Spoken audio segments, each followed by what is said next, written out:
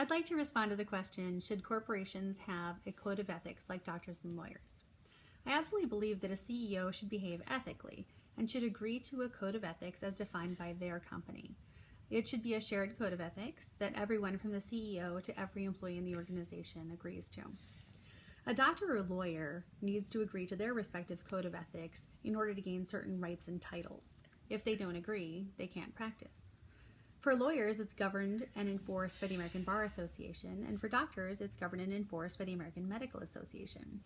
If a mandatory code of ethics was put in place for CEOs, who would govern and enforce it?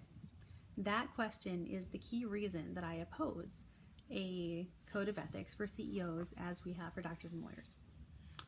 The UN Global Compact already exists, which has 10 strong principles that a company can voluntarily ascribe to as a code of ethics. But once it's made mandatory, the risk grows exponentially. Not just for an individual CEO and a company, but for an entire industry, country, and our overall global economy. Allow me to explain further. In other video responses, a common and very rational standard is do no harm. But who determines harm? And what do no harm looks like?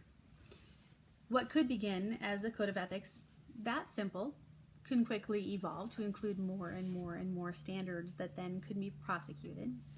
Also, if it is as simple as do no harm, what happens or what would stop them from going after every company that manufactures products with any sugar in them? For example, if they determine that sugar causes harm, they could pursue action against the CEO and the company and essentially shut them down.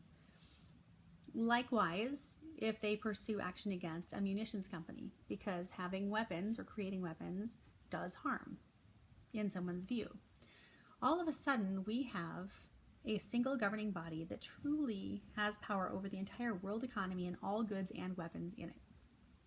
Whoever controls the market within a country controls the country itself. And so in essence, a governing body could easily become a single governing body over all countries and economies. I see a lot of risk in giving that type of control to one entity.